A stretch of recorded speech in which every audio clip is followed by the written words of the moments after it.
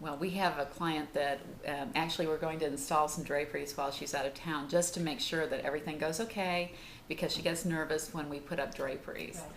So we want to do that while she's gone, and then if we have anything that needs to get adjusted, it can get done before she gets back in town. That's perfect. So I think that's a really good suggestion that you made about that. Right. But I think that's important also to share with your clients if you're doing this kind of drapery work and they're spending tens of thousands of dollars in some cases on draperies for their home, that they do know that there are adjustments. I think that's a good thing to tell people. Yes, I do too. It's for an expectation setting.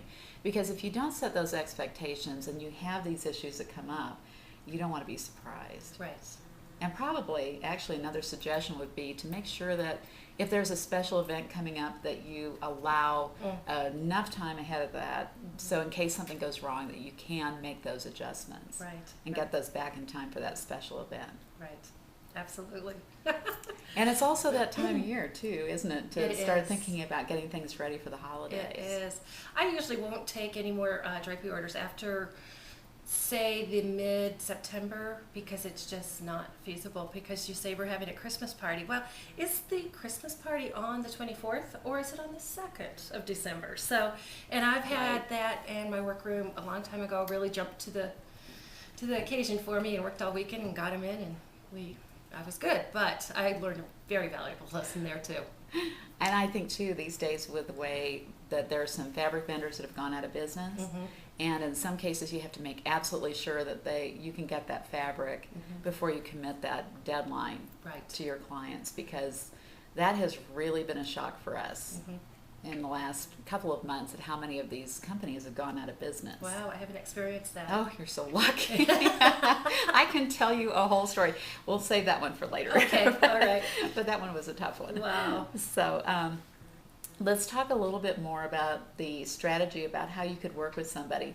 Say, for instance, you have somebody in New York that is doing a project in one of the high rises in Manhattan, and just take them through that whole process of how they could work with you. Okay. You would have the designer architect send the measurements to me. I would draw them up to scale.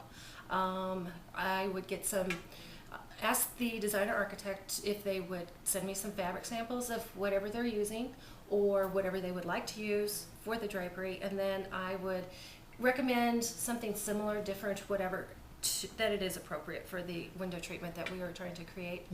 And then I would propose a price, and then it would be accepted, and then we would proceed to the workroom. And I would work with the workroom, and if they had any issues, questions, or anything, as they're working on it, I would be taking care of those. And then I would ship them out to New York. And I've actually learned just recently some fantastic ideas of how to ship draperies. I had to once ship some to the Bahamas. Oh, that was a nightmare. And it was, 3 times fullness, and oh God, but they were beautiful and it all worked out, but it's a challenge. So I've got some real good tips on how to do it properly so they're not going to end up wrinkled and shift and all that other good stuff. And to hinge things. If it's a really big window and it's swags are typically stapled to the board. Velcro is sometimes appropriate, but not always. There's too much interpretation sometimes by other installers of how it should be, so I like things pretty well set in stone. But then to have them broken down into 3 pieces and then open up nicely for a bay or just for a straight window, that's worked well. For that same client, I actually did ship things to New York. And so I've learned a lot of lessons about shipping and handling and so forth. So. And you would be available to go, Absolutely. if you needed to go to New York to be there for that installation, or if you had an installer here that could go with you. Absolutely. You can bring those up there as well. Absolutely, absolutely. I can participate as much or as little. I would really guarantee my work if I could do the design, approve the fabric, and choose the fabricator. You can always go to use your own fabricator, but it would be hard for me to take true responsibility at that point, but would be available for a consultation with their workroom as well. And I'm sure you could probably do something if somebody wanted to take your design work and your hand drawings, that you could also do that for them. Oh, absolutely. And then let them take that to their own workroom. Absolutely. And take it from there. Yep. But then again, that's their liability for producing that. Right. So that's okay as well.